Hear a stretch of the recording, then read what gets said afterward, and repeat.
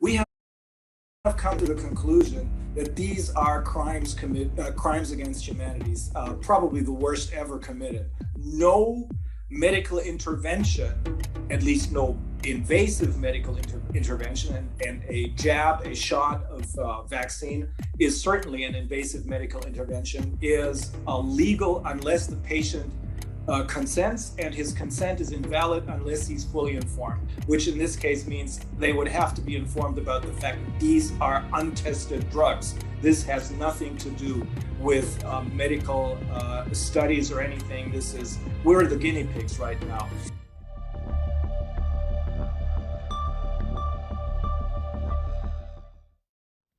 Welcome to Brighteon Conversations. I'm Mike Adams, the founder of Brighteon.com. And today we have a very special guest. You've seen his videos across the platform. They're going viral like crazy. We have today with us Reiner Fuellmich, and we'll put his website on screen because it's a little bit hard for me to pronounce, but we'll put it on screen for you. Now, he and his group in Germany are doing astonishing work on the front lines of exposing the truth about this global pandemic, COVID, the vaccines, remdesivir. He's been interviewing an extraordinary number of extremely well-informed guests on an international scope and really calling to light the crimes against humanity that are being committed now under the cover of COVID. So he joins us today for the next hour to talk about what he's seeing, what's going on, and hopefully where we think this goes to a solution. Are we going to be able to save humanity and defeat this effort of global extermination? Reiner, it's an honor, sir, to have you on. You've done extraordinary work. Welcome to the show. Well, thank you very much. It's an honor to be on your show. Well, I tell you, I'm a fan of your work, so this is a dream come true for me. I watch many of your videos and many of your guests who are just dropping bombshells. How about this? Let's start here. For our audience that's not familiar with everything you're doing, why? What motivated you to do this, and what is it essential that you're doing? What's the structure of what you're doing? Well, I guess a little while ago I would have said by accident, but I don't believe in coincidences anymore. So I suppose that what got me into this is my wife's telling me we've got to go back to Germany to stop this. And this is in April and May of 2020, when we were still staying at our ranch in Northern California, getting all these phone calls from our friends and relatives explaining to us what was going on in Germany and in Europe.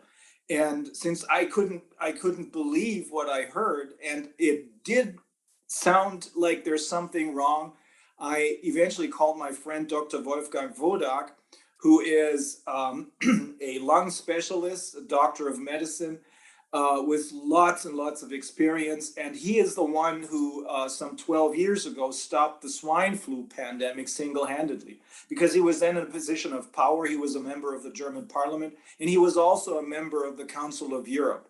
So he was the one who decided that it was important for the Council of Europe to look into the details of what was going on, what was then called a pandemic, the swine flu, which eventually turned out to be a mild flu. However, even then, the same protagonists had been pushing the vaccine theory, that vaccines are the only way out of this. And before he could finally stop all of this, many people had gotten the so-called vaccines, and some 1,300 children, most of them from Scandinavia, are now permanently disabled because they suffer from narcolepsy. So that's what caught my attention. And then my wife said, we've got to go back, we've got to stop this. However, I asked my friend Wolfgang, who am I going to do this with? Because I had already decided I'm going to slow things down, because I was ready to go back horseback riding and windsurfing and stuff like that. And my office, my law firm, which used to be 17 lawyers, was down to 3 lawyers. So when I came back, I thought I would have to work with 3 lawyers only, because I couldn't get a hold of anyone who would be, as a lawyer, who would be interested in taking on these corona issues, until my friend Wolfgang Wodak introduced me to Viviane Fischer, who is a lawyer and an economist from Berlin. And we started this Corona Investigative Committee in Berlin on July 10th of 2020. So one of the big questions that people are asking right now, and there have been more calls for Nuremberg-style investigations of the Fauci in particular, but on a global scale. And I'm talking about other experts and other doctors calling for this as well. I think Dr. David Martin is one, for example, that's calling for this, and many others.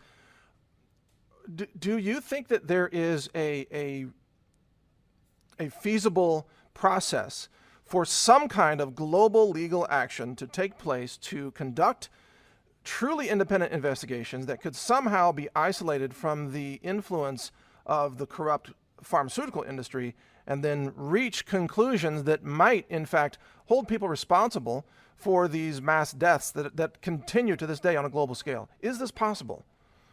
I think it is, and I think it'll be necessary to set up something like an international corona tribunal. It probably doesn't matter if you call it Nuremberg 2.0 or something like that. But because of the fact that we have come to the conclusion, not just us at the Corona Committee, after having interviewed more than 110 experts from all over the world, renowned experts like the Nobel Prize laureate, Professor Luc Montagnier, the former vice president of Pfizer, Dr. Mike Yeadon, a former assistant secretary of Housing and Urban Development of the United States, Catherine Austin Fitts, many, many others. We have come to the conclusion that these are crimes against humanity, probably the worst ever committed, unless we are missing something in history. But that's probably how, because the phrase "crimes against humanity" was coined during the Nuremberg trials, which came after World War II in 1946. And one of the trials concerned the doctors, because that was one of the most important things to stop these horrific human experiments once and for all. These human experiments were conducted by doctors during World War II, in Germany and in other parts of Europe. And when that came out, that was the most important thing for many people. We cannot have this ever happen again. That's why they decided upon why they came up with the Nuremberg Code, and later the Declaration of Helsinki. And now in most civilized countries, everyone agrees that no medical intervention, at least no invasive medical intervention, and a jab, a shot of vaccine is certainly an invasive medical intervention, is illegal unless the patient consents, and his consent is invalid unless he's fully informed, which in this case means they would have to be informed about the fact that these are untested drugs. This has nothing to do with medical studies or anything. We're the guinea pigs right now. So ultimately, this is what it boils down to. We're going to have a group of experienced and excellent lawyers acting both as judges and as prosecutors.